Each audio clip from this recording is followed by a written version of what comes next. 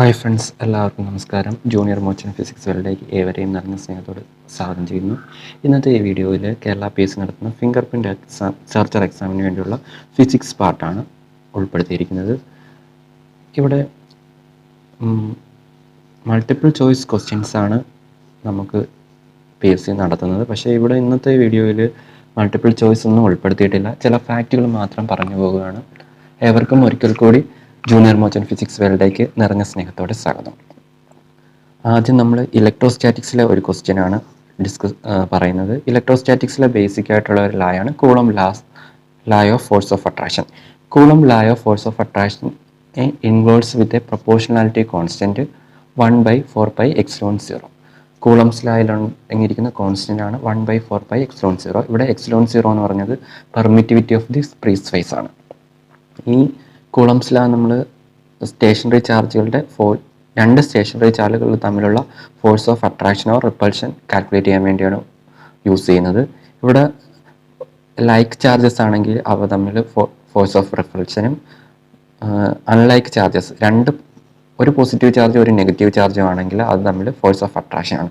ഈ force of അട്രാക്ഷൻ്റെ magnitude തരുന്നത് അവ തമ്മിലുള്ള ഫോഴ്സിൻ്റെ മാഗ്നിറ്റ്യൂഡ് തരുന്നതെന്ന് പറയുന്നത് product of the two charges and inversely proportional to the square of the distance between them. ഈ പ്രൊപ്പോർഷണാലിറ്റി മാറ്റുന്ന ഒരു കോൺസ്റ്റൻ്റ് ആണ് 1/4πε0. ഇനി അടുത്തത് ഇലക്ട്രോസ്റ്റാറ്റിക്സ് തന്നെയാണ് നമ്മൾ ഡൈപോൾ എന്ന് പറയുന്നത്. ഡൈപോൾ എന്ന് പറഞ്ഞാൽ ഒരു പോസിറ്റീവ് ചാർജും ഒരു നെഗറ്റീവ് ചാർജും separated by a small distance. ഈ ഡൈപോളിൻ്റെ സെൻറ്ററിലുള്ള പൊട്ടൻഷ്യൽ ഡിഫറൻസ് എന്ന് പറഞ്ഞത് 0 ആണ്. പൊട്ടൻഷ്യൽ ഡിഫറൻസ് എന്ന് പറഞ്ഞു കഴിഞ്ഞാൽ ഒരു ഇൻഫിനിറ്റിയിൽ നിന്ന് ഒരു പോയിന്റിലേക്ക് ഒരു ടെസ്റ്റ് ചാർജിന് അല്ലെങ്കിൽ ഒരു പോസിറ്റീവ് ക്യൂ ചാർജിന് കൊണ്ടുവരുമ്പോൾ നടക്കുന്ന വർക്ക് ഡണിനെയാണ് പൊട്ടൻഷ്യൽ ഡിഫറൻസ് എന്ന് പറയുന്നത്. ഈ ഡൈപോളിൻ്റെ സെൻറ്ററിൽ ഉണ്ടാകുന്ന പൊട്ടൻഷ്യൽ ഡിഫറൻസ് എപ്പോഴും 0 ആയിരിക്കും. ഇനി അടുത്തത് നമ്മൾ ചാർജ് സ്റ്റോർ ചെയ്യാൻ വേണ്ടി ഉപയോഗിക്കുന്നതാണ് കപ്പാസിറ്റർ. ഇതിൽ ഏറ്റവും കോമൺ ആയിട്ട് നമ്മൾ പഠിക്കുന്നത് യൂസ് ചെയ്യുന്നത് പാരലൽ പ്ലേറ്റ് കപ്പാസിറ്ററാണ്. രണ്ട് പാരലൽ പ്ലേറ്റുകൾ തമ്മിൽ ഒരു ഡിസ്റ്റൻസിൽ സെപ്പറേറ്റ് ചെയ്ത് വെച്ചിട്ട് അതിനുള്ളിൽ ഒരു ഡൈ ഇലക്ട്രിക് മെറ്റീരിയൽ വെച്ച് നമുക്ക് ചാർജിന് സ്റ്റോർ ചെയ്യാൻ പറ്റും. ഈ സ്റ്റോർ ചെയ്യുന്ന ചാർജ് ഇങ്ങനെയുള്ള കപ്പാസിറ്ററിൻ്റെ കപ്പാസിറ്റൻസിൻ്റെ ഇക്വേഷനാണ് C =ε/A/d. ഇവിടെ A എന്ന് പറഞ്ഞത് ഏരിയ ഓഫ് ദി പ്ലേറ്റും D എന്ന് പറഞ്ഞാൽ ഡിസ്റ്റൻസ് ബിറ്റ്വീൻ ദി ടു പ്ലേറ്റ്സും ആണ്. ഇനി ഇപ്പം ഇലക്ട്രോസ്റ്റാറ്റിക്സ് കഴിഞ്ഞിട്ട് അടുത്തത് വരുന്നത് കറണ്ട് ഇലക്ട്രിസിറ്റിയാണ്. മൂവിങ് ചാർജുകളെ പറ്റി പഠിക്കുന്നതാണ് കറണ്ട് ഇലക്ട്രിസിറ്റി. ഇവിടെ ചാർജ് എപ്പോഴും മൂവ് ചെയ്തുകൊണ്ടിരിക്കുകയാണ്. അല്ലെങ്കിൽ ഒരു സ്റ്റേഷനറി അല്ലാത്തൊരു ചാർജ് ആണ് കറണ്ട് ഇലക്ട്രിസിറ്റി ആയിട്ട് വിടുന്നത്. ഇലക്ട്രോണിക്സിൻ്റെ ഫ്ലോ ആണ്. ഈ ഒരു കണ്ടക്ടറിൽ കൂടെ ചാർജ് കടത്തി വിടുമ്പോൾ അതിനകത്ത് ഉണ്ടാകുന്ന മാറ്റങ്ങളാണ് കറണ്ട് ഇലക്ട്രിസിറ്റിയിൽ നമ്മൾ പഠിക്കുന്നത്. ഇവിടെ പ്രധാനമായിട്ട് നോക്കേണ്ടത് ഓംസ് ലാ ആണ്. ഓംസ് ലാ എന്ന് പറഞ്ഞാൽ at constant temperature the potential difference across the conductor is directly proportional to the current through the conductor. ഇവിടെ ഒരു കണ്ടക്ടറിൻ്റെ രണ്ട് എൻഡിലും നമ്മൾ ഓരോ പൊട്ടൻഷ്യൽ ഡിഫറൻസ് അപ്ലൈ ചെയ്താൽ ആ പൊട്ടൻഷ്യൽ ഡിഫറൻസ് എന്ന് പറയുന്നത് അതിൽ കൂടെ പോകുന്ന കറണ്ടിന് പ്രൊപ്പോർഷണൽ ആയിരിക്കും. ഈ ഇവിടുത്തെ പ്രൊപ്പോർഷണാലിറ്റി മാറ്റാൻ നമ്മൾ ഉപയോഗിക്കുന്ന കോൺസ്റ്റൻ്റ് ആണ് റെസിസ്റ്റൻസ് R. നേരം ഓംസ് ലായെ നമുക്ക് എക്സ്പ്രസ് ചെയ്യാൻ V = I × R. ഇവിടെ V എന്ന് പറഞ്ഞാൽ potential difference, I current through the conductor, R is the resistance of the conductor. Next magnetostatics ആണ്. മാഗ്നെറ്റോസ്റ്റാറ്റിക്സിൽ നമ്മൾ ഇലക്ട്രോസ്റ്റാറ്റിക്സിൽ പെർമിറ്റിവിറ്റി പഠിച്ചതുപോലെ ഒരു കോൺസ്റ്റന്റ് പഠിക്കാനുണ്ട്, permeability. It is the property of the magnetisable substance that determines the degree in which it modifies a magnetic flux in the region occupied by it in a magnetic field. ഇപ്പോൾ നമ്മൾ ഒരു സബ്സ്റ്റൻസിനെ ഒരു magnetic ഫീൽഡിൽ നമ്മൾ place ചെയ്യുകയാണെങ്കിൽ അത് occupy ചെയ്യുന്ന പ്ലേസിലെ magnetic ഫീൽഡിന് ഫ്ലക്സിന് ചേഞ്ച് വരുത്താൻ ആ ഒരു മെറ്റീരിയലിന് കഴിവുണ്ടാകും. ആ മെറ്റീരിയലിൻ്റെ കഴിവിനെ സൂചിപ്പിക്കുന്ന ടേമാണ് പെർമിയബിലിറ്റി. ഇനി നമ്മൾ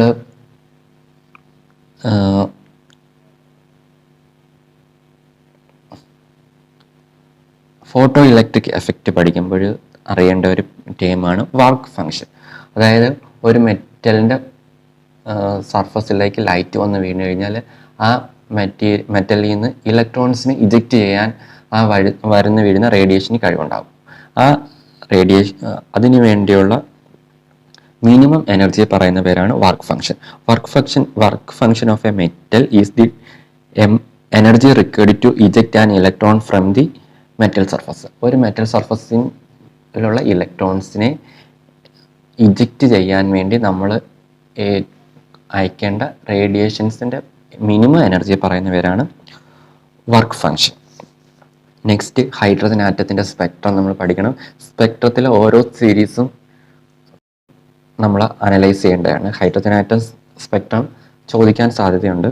ഇവിടെ വരുന്ന സീരീസുകളാണ് Balmer series, Pfund series, Lyman series, അങ്ങനെ ഓരോ സീരീസുകളുണ്ട്. ഇതിൽ ബാൾമർ സീരീസാണ് നമുക്ക് കാണാൻ കഴിയുന്നത്. ബാൾമർ സീരീസ് ഉൾപ്പെടുന്ന ഹൈഡ്രജൻ ആറ്റത്തിലെ ബാൾമർ സീരീസിൽ ഉൾപ്പെടുന്ന റീജിയനാണ് വിസിബിൾ. ഇലക്ട്രോമാഗ്നറ്റിക് സ്പെക്ട്രത്തിലെ വിസിബിൾ റീജിയനാണ് അതിൻ്റെ എനർജി റേഞ്ച്. അതുകൊണ്ട് നമുക്ക് ഹൈഡ്രജൻ ആറ്റത്തിലെ ബാൾമർ സീരീസിനെ ഐസ് കൊണ്ട് നമുക്ക് കാണാൻ പറ്റും. അടുത്തത് ക്വാണ്ടം മെക്കാനിക്കൽ ആറ്റം മോഡലാണ്.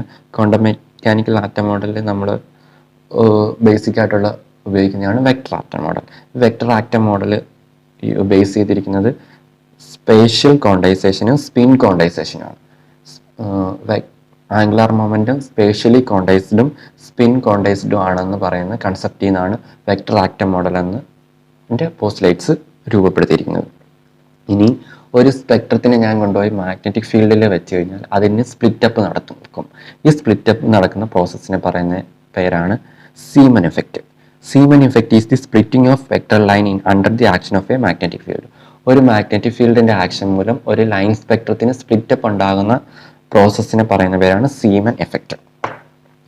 Next, de Broglie wave. Every matter is associated with a wave. These waves are known as de Broglie wave.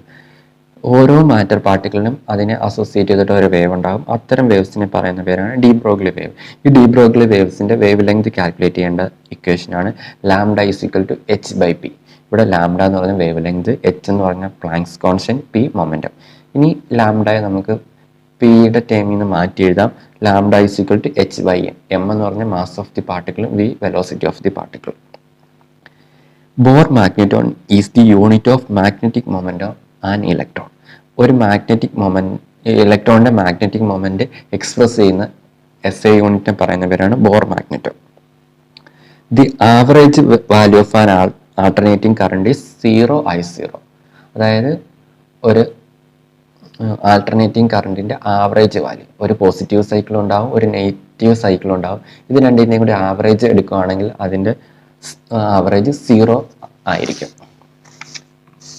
Kepler's second law regarding the constant aerial velocity of a planet, it is the consequence of law of conservation of angular momentum. Kepler's second law of angular momentum conservation ആണ്. A refrigerator is a heat engine working in a backward direction. ഇത് തെർമോഡൈനാമിക്സിൽ നിന്ന് base ചെയ്ത question ആണ്. Thermodynamics നമ്മൾ heat engine പഠിക്കുന്നുണ്ട്. Heat എഞ്ചിൻ്റെ reverse പ്രോസസ്സിനെയാണ് refrigerator ഉപയോഗിക്കുന്നത്. Heat എഞ്ചിനിലാണെങ്കിൽ നമ്മൾ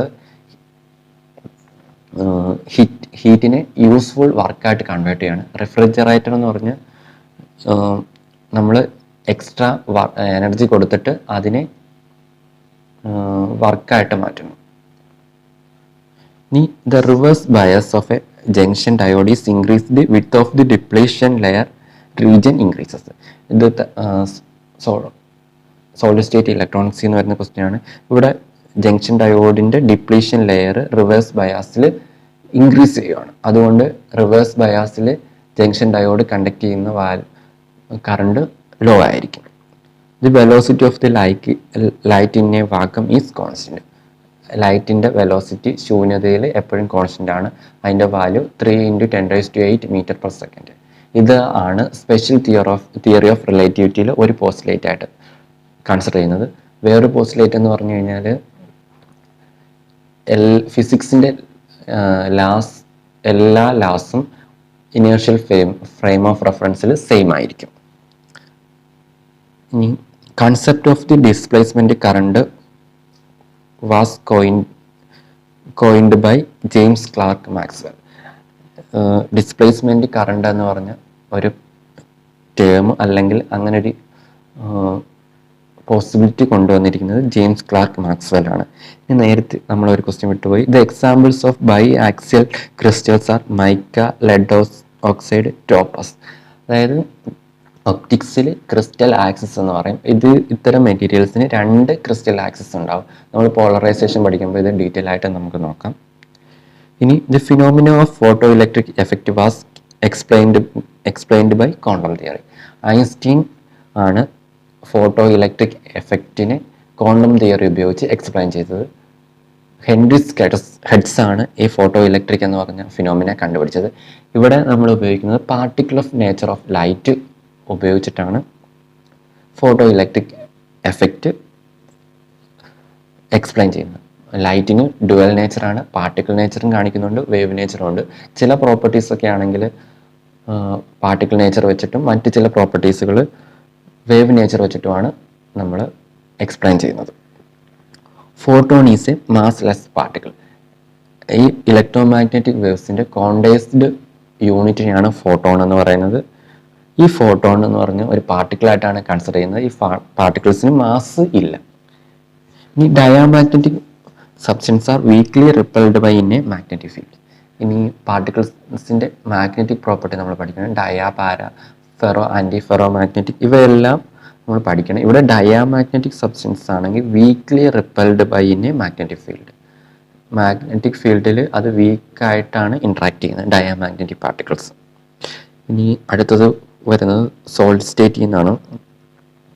packing fraction in the hexagonal close packing is 74%. ഓരോ സിസ്റ്റത്തിൻ്റെയും പാക്കിംഗ് ഫ്രാക്ഷൻ പഠിക്കണം. നമ്മൾ ഹെക്സഗണൽ ക്ലോസ് പാക്കിംഗ് സിസ്റ്റത്തിലാണെങ്കിൽ അതിൻ്റെ പെർസെൻറ്റേജ് എന്ന് പറഞ്ഞത് 74% എഫിഷ്യൻസിയോടെയാണ് ഹെക്സഗണൽ ക്ലോസ് പാക്കിംഗ് സിസ്റ്റത്തിൽ പാർട്ടിക്കിൾസിനെ അറേഞ്ച് ചെയ്തിരിക്കുന്നത്. When constant particles are present only in the corner position of a unit cell, it is called a primitive unit cell. ഒരു primitive unit cell primitive unit സെല്ലാകണമെങ്കിൽ ആ constituent particles എല്ലാം അതിൻ്റെ കോർണറിൽ മാത്രം ആയിരിക്കണം ഓക്യുപ്പൈ ചെയ്തിരിക്കുന്നത്. ഇപ്പം ക്യൂബിക് സിസ്റ്റത്തിൽ സിമ്പിൾ ക്യൂബിക് എന്ന് പറയുന്നത് ഒരു പ്രിമിറ്റീവ് യൂണിറ്റ് സെല്ലാണ്. അതിൻ്റെ 8 കോർണേഴ്സിലും ഓരോ 1/8 പാർട്ടിക്കിൾസ് അറേഞ്ച് ചെയ്തിട്ടുണ്ട്. ഓരോ ഭാഗത്തും 1/8 ആണ്. അങ്ങനെ ടോട്ടൽ 1 പാർട്ടിക്കിൾസ് ആണ് ഒരു പ്രിമിറ്റീവ് യൂണിറ്റ് സെല്ലിൽ ഉണ്ടായിരിക്കേണ്ടത്. Condition for sustained oscillation in an oscillator is the magnitude of the loop gain or modulus of A beta is equal to 1 and the total phase shift is around the loop is 0 or 360 degree. ഒരു oscillator sustainable ആയിട്ടുള്ള oscillation produce ചെയ്യണമെങ്കിൽ അതിൻ്റെ loop gain എന്ന് പറയുന്നത് അല്ലെങ്കിൽ modulus of A beta ഇതിൻ്റെ value 1 ആയിരിക്കണം. പക്ഷേ അതിൻ്റെ ഫേസ് ഷിഫ്റ്റ് 0യോ 360 ഡിഗ്രിയോ ആയിരിക്കുകയും ചെയ്യണം ഒരു ഓസിലേറ്റർ സസ്റ്റൈനബിൾ ഓസിലേഷൻ പ്രൊഡ്യൂസ് ചെയ്യാൻ വേണ്ടിയുള്ളത്. Thank you.